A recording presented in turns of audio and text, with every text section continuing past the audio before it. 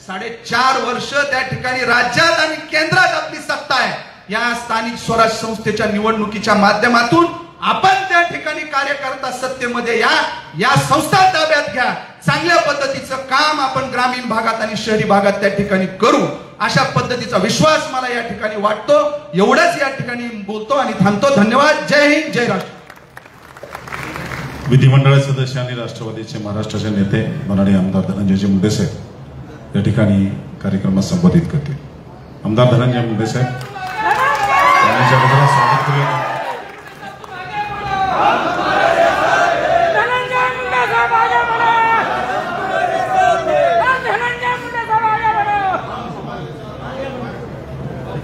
बघितलं ना आगे बडो झाल्यावर काय होतं ते.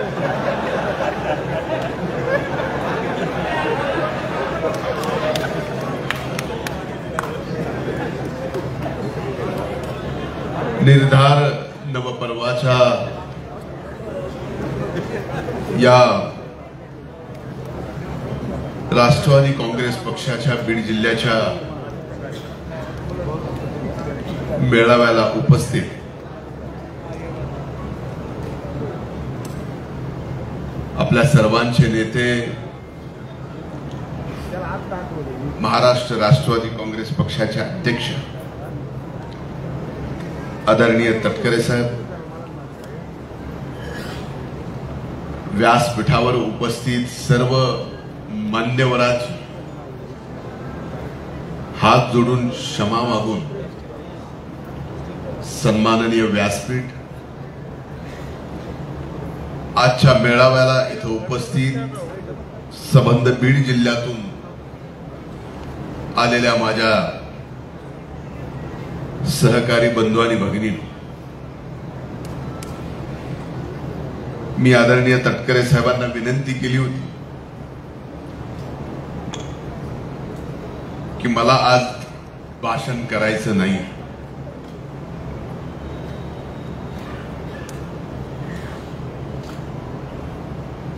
कारण सांगितलं नाही, पण तुमच्या समोर कारण सांगावं लागेल. इथं बोलावं का मैदानात बोलावं हा प्रश्न माझ्या मनात होता आणि आणखीन आहे. म्हणून आज आपल्या सर्वांची क्षमा मागून इथे आपण ज्या कामासाठी आलो ते काम आपल्याला माहिती आहे. आजपर्यंत ते करत आलो तेही आपल्याला माहिती आहे. पण आज तटकरे साहेब निर्धार नवपर्वाच्या निमित्तानं आपल्या सर्वांना एकत्रित करून बीडने एक आगळा वेगळा इतिहास संघटनेच्या माध्यमातून महाराष्ट्राला दाखवावा याच अपेक्षेने ते आले. आणि आपण सर्वजण मिळून राष्ट्रवादी काँग्रेस पक्षाची बीड जिल्ह्याच्या प्रती असणारी अपेक्षा नक्कीच पूर्ण करू हे वचन आदरणीय तटकरे साहेबांना आपण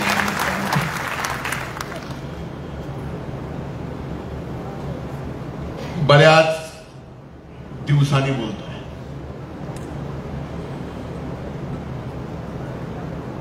राजळ न बोलण्याची डबल सेंचुरी माझी झाली आहे.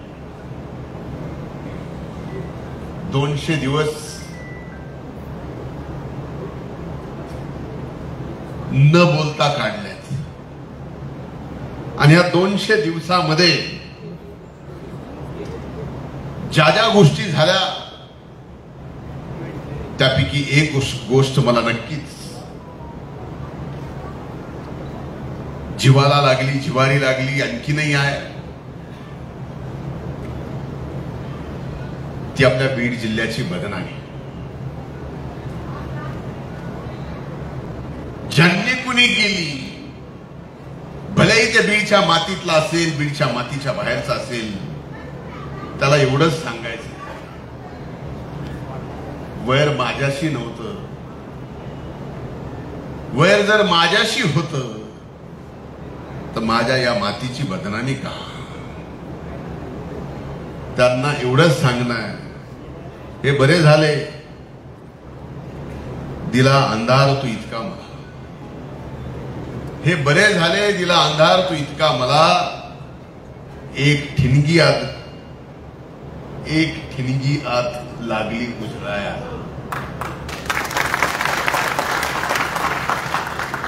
आणि ज्यांनी बाहेरून येऊन या जिल्ह्यात मधल्या काळात एक घटना, एक व्यक्ती, एक जिल्हा, एक माती, एक मतदारसंघ अशा पद्धतीने बदनामी केली, त्यांच्या प्रती 4 ओळी म्हणणार आहे आणि माझं भाषण मी संपवणार आहे. तुम्हारी सोच के साचे में ढल नहीं सकता, तुम्हारी सोच के साचे में ढल नहीं सकता, जुबान काट लो लहजा बदल नहीं सकता.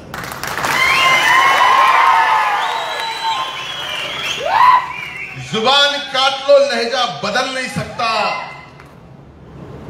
अरे मुझे भी मोम का पुतला समझ रहे हो क्या? अरे मुझे भी मोम का पुतला समझ रहे हो क्या?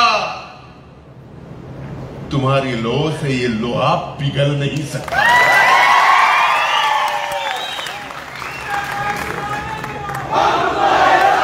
आज अनेक दिवसानंतर तटकरे साहेबांचं आगमन या जिल्ह्यात झालंय. मी आपल्या सर्वांच्या वतीनं, माझ्या वतीनं आदरणीय तटकरे साहेबांचं या बीड जिल्ह्याच्या पावन आणि पवित्र मातीत मनपूर्वक स्वागत करतो. आणि ज्या अपेक्षेने ते इथं आलेत त्या अपेक्षा आपण सर्वजण मिळून पूर्ण करूया हा विश्वास त्यांना देऊ. इथंच थांबतो. धन्यवाद. जय हिंद, जय महाराष्ट्र, जय राष्ट्रवादी.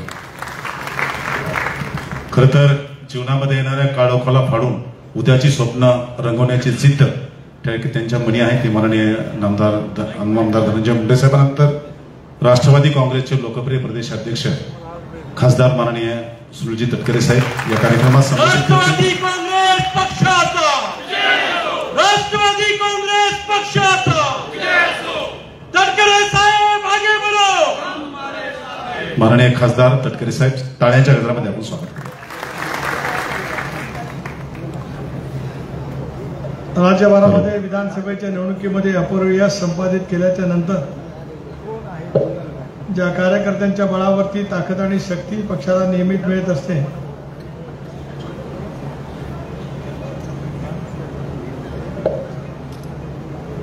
त्या कार्यकर्त्यांच्या स्थानिक स्वराज्य संस्थांच्या निवडणुकीच्या निमित्ताने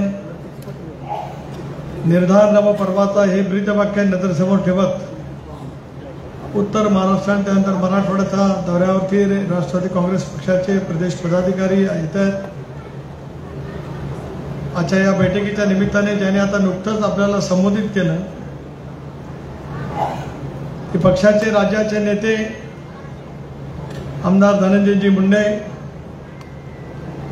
कार्यक्रमाच्या निमित्ताने या ठिकाणी आवर्जून उपस्थित असलेले विजयसिंह पंडित, विक्रमजी काळे, रुपालीताई चाकणकर, माझे ज्येष्ठ आणि वरिष्ठ सहकारी श्री बाळासाहेब आजवे, दुर्दैवाने ज्यांना या निवडणुकीमध्ये आम्ही यश प्राप्त करू देऊ शकलो नाही ते योगेश क्षीरसागर,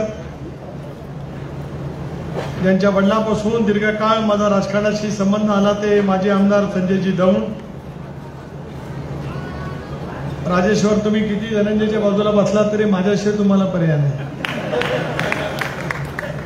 असे जिल्ह्याचे अध्यक्ष राजेश्वर चव्हाण, माजी खासदार आनंद परांजपे, युवकांचे अध्यक्ष सुरज चव्हाण,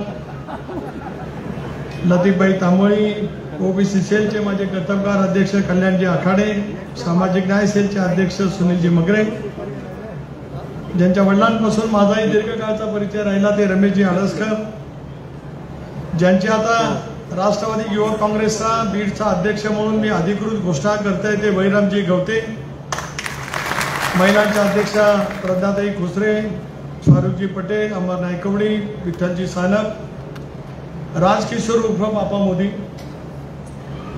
बरोबर बोलत, दत्ता आव्हाड, पक्षाचे सर्व स्तरावरील सन्मान्य पदाधिकारी, पत्रकार मित्र, महिलांचे प्रतिनिधी आणि या निर्धार नवपर्वाच्या निमित्ताने उपस्थित असलेले बीड जिल्ह्यातील माझे सर्वच राष्ट्रवादी काँग्रेस पक्षाचे कार्यकर्ते, बंधू भगिनी आणि सहकारी मित्रांनो, बरोबर 2 वर्ष 5 दिवसापूर्वीच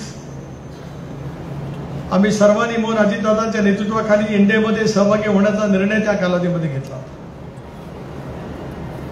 संपूर्ण देशभरात, राज्यभरामध्ये एक वेगळ्या पद्धतीचं वातावरण गेल्या 10 वर्षापासून एनडीएच्या माध्यमातून सुरू झालेलं होतं. अशा वेळेला बहुजन समाजाच्या व्यापक हितासाठी सत्तेमध्ये असलंच पाहिजे असा निर्णय आम्ही काही मंडळींनी त्या कालावधीमध्ये घेतला. हा निर्णय आम्ही सामुदायिकरित्या त्या ठिकाणी घेतला. आदरणीय अजितदादा, प्रफुल्लभाई, सुनील तटकरे, छगन भुजबळ, धनंजय मुंडे, हसन मुश्रीफ, दिलीपराव वळसे पाटील, रामराजे नाईक निंबाळकर, 43 विधानसभा सदस्यांनी साथ त्या कालावधीमध्ये दिली. आणि हा निर्णय त्या कालावधीमध्ये घेत असताना ज्या विचारधारेवरती आमच्या सर्वांची राजकीय वाटचाल झाली तो शिवशाहू फुले आंबेडकरांचा विचार, धर्मनिरपेक्ष विचार, या मूळ विचाराशी तर्कसंगतच एनडीएमध्ये सहभागी होण्याचा निर्णय आम्ही त्या कालावधीमध्ये घेतला. क्रिया प्रतिक्रिया स्वाभाविकपणे त्याच्या मोठ्या प्रमाणात उमटल्या गेल्या. टीका टिप्पणीला सामोरं जावं लागलं. पण एक निर्णय घेतला, तो निर्धारण घेतला, विचारपूर्वक घेतला, महाराष्ट्राच्या व्यापक हितासाठी घेतला. असा निर्णय घेतल्याच्या नंतर त्या साऱ्या परिस्थितीतून आम्ही सर्वांनी मिळून वाटचाल करण्याचा त्या कालावधीमध्ये प्रयत्न केला. लोकसभेच्या निवडणुकीच्या वेळेला जवळ आल्या, निवडणुका लागल्या, त्याला देशभरामध्ये एक वेगळं वातावरण निर्माण केलं गेलं की पुन्हा एकदा देशामध्ये नरेंद्र मोदींच्या नेतृत्वाखालचं इंडियाचं सरकार आलं तर भारत रत्न घटनेचे शिल्पकार डॉक्टर बाबासाहेब आंबेडकर यांनी दिलेली घटनाच रद्द केली जाईल. स्वाभाविकपणाने आंबेडकरी चळवळीची श्रद्धा असणाऱ्या प्रत्येकाच्या मनामध्ये शासकता निर्माण आहे. आदिवासी बांधवांना सुद्धा त्या कालावधीमध्ये वाटलं की डॉक्टर बाबासाहेब आंबेडकरांनी आपल्याला घटनेमध्ये आरक्षण दिलंय, ही घटना रद्द झाली तर आपले आरक्षण येऊन जाईल. अल्पसंख्याक समाजाच्या मनामध्ये असुरक्षिततेची भावना निर्माण करण्यामध्ये तथाकथित इंडिया आघाडीला मोठ्या प्रमाणावरती यश मिळालं. काश्मीर पासून कन्याकुमारीपर्यंत पसरलेल्या या देशाच्या कानाकोपऱ्यात हा खोटा अपप्रचार बिंबवण्यामध्ये विरोधकांना त्या कालावधीमध्ये यश आलं. देशामध्ये सुद्धा त्याचे पडसाद मोठ्या प्रमाणावरती उमटले. आम्ही सर्वजण त्या कालावधीमध्ये सांगत होतो, मी सुद्धा त्याला रायगड लोकसभा मतदारसंघाचा उमेदवार होतो. देशाचे पंतप्रधान असतील, गृहमंत्री